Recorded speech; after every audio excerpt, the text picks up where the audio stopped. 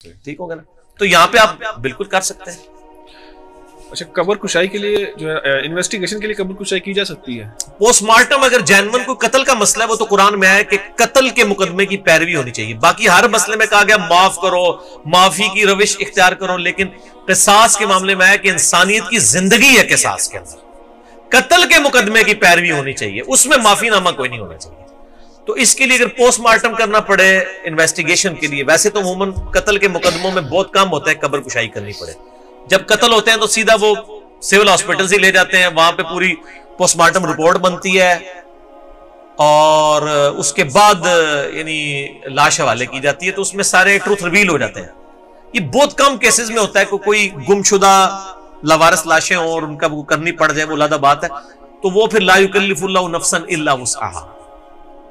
اور جو قرآن پاک میں آیا ہے 4 مقامات پہ کہ اگر زندگی موت کی کشمکش بن جائے تو پھر آپ خنزیر بھی کھا سکتے ہیں. سورۃ النحل کے اندر آیا کلمہ کفر بھی بول سکتے ہیں.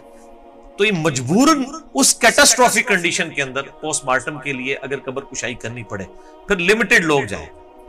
اور اس میں یہ بھی خطرہ ہوتا ہے نا، یہ جو لوگ بڑے خواہش رکھتے ہیں جی قبر کھلی کر دیں، یہ کر دیں، کل اس میں تو اتنا تعفن ہوتا ہے کہ وہاں کھڑا نہیں کوئی ہو سکتا. تو اللہ نے اس کا پردہ رکھا ہے، آپ پردہ رہنے دیں.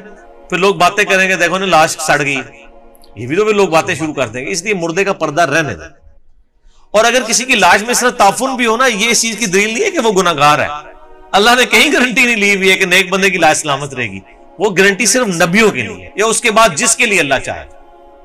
محترم کتنے صحابہ ہیں جن کی میدان جنگ میں لاش کے ٹکڑے کیے گئے، ان کی لاش کی تو کوئی حفاظت نہیں ہوئی ہے، قبر میں جانے سے پہلے ہی ٹکڑے کر دیے گئے.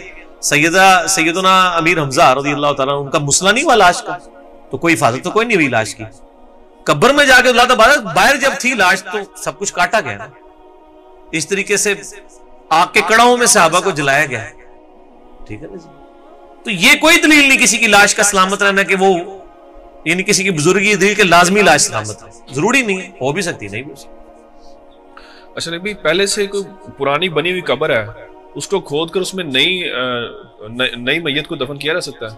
اگر بالکل قبرستان کی جگہ ختم ہو گئی ہے پھر تو الگ معاملہ ہے. ادروائز کی قطعاً اجازت نہیں ہے کہ آپ آلریڈی ایک وہی بات ہے کہ مردے کا پردہ رہنے دیں. وہ کھودیں گے نیچے ہڈیاں نکلیں، وہ کہیں گے تھا کھودیں بڑا نیک بن رہی ہڈیاں نکلی ہیں.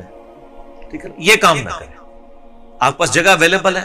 ویسے کیٹاسٹرافک کنڈیشن میں تو احادیث میں آیا ہے صحیح بخاری کے اندر غزوہ احد کے موقع پر کئی صحابہ کو اکٹھا ایک اجتماعی قبر میں دفنایا گیا، وہ علیحدہ بات ہے. ادروائز عام حالت میں تو ہونا چاہیے. اور یہ جتنی ہاؤسنگ سوسائٹیز بنتی ہیں ان کو چاہیے کہ یہ اپنے قبرستان بھی ساتھ ساتھ بنائیں. اسی طریقے سے شہر جیسے جیسے کھلتے جاتے ہیں، آبادی بڑھتی ہے، گورنمنٹ کا کام ہے کہ وہ گرد و نواح کی زمینیں جو بڑی سستے داموں زرعی زمینیں بکری ہوتی ہیں، بعد میں جب شہر کے اندر آتی ہیں وہ لاکھوں روپے مرلہ ہو جاتی ہیں، پہلے وہ ہزاروں روپے کنال ہوتی ہیں، اس وقت خرید کے وہ وقف کر دیں قبرستان کے لیے. یہ لوگ خود کریں نا جی، جس طرح باقی کام کر رہے ہوتے ہیں اس طرح این جی اوز کا کام ہے نا کہ وہ قبرستان کے لیے بھی جگہ وقف کریں. کئی لوگوں نے کی ہوئی ہیں. اور اکثر قبرستان تو ہمارا جو جیلم کا قبرستان ہے لاکھوں قبریں ہوگی اس میں، یہ ہندوؤں نے وقف کیا ہوا ہے. اور وہ 2 ہندو جو ہیں ان کی قبریں ابھی بھی موجود ہیں، ان کو جلایا نہیں گیا تھا، ان کی قبریں بیچ میں موجود ہیں. ہندوؤں نے دیا ہوا ہے. تو مسلمانوں تسی بھی تھوڑی جی قربانی کر لو. ٹھیک ہے نا. اچھا علی بھائی قبریں ختم کر کے وہاں پر مسجد بنانا جائز ہے؟ نہیں جی، قبرستان میں مسجد نہیں بن سکتی. بخاری مسلم حدیث ہے کہ تمہیں منع کرتا ہوں قبروں کو سجدہ گاہ بنانے سے. اس سے مراد یہ قبرستان میں آپ نماز بھی نہیں پڑھ سکتے، کیونکہ ابو داؤد ترمذی نسائی ابن ماجہ میں بھی ایک سنن اربعہ میں حدیث موجود ہے کہ نبی علیہ السلام نے فرمایا کہ حمام میں اور قبرستان میں نماز نہیں ہوتی. تو آپ بے شک قبر کے آثار مٹا دیں، بھالو قبرستان تو تھا، پھر مردے کو نکالنے کی تو ویسے ہی اجازت نہیں ہے. آپ کے جی یہاں پہ بھی ہمارے جیلم کے اندر کئی قبریں ہیں جو آستہ آستہ نشان مٹائے پہ لوگوں نے مکان بنا لیے، اوپر مسجدیں بنا لی. ایسی مسجدوں میں نماز نہیں پڑھنی چاہیے جہاں پہ آپ کو یہ شورٹی ہے کہ یہاں پہ نیچے قبریں تھیں. آپ قبروں کی بات نہیں کر رہے، نبی علیہ السلام نے الگ سے قبر کے اوپر نماز پڑھنے سے ہی منع کر دیا، چاہے آپ کی اس کو سجدے کی نیت ہے یا نہیں.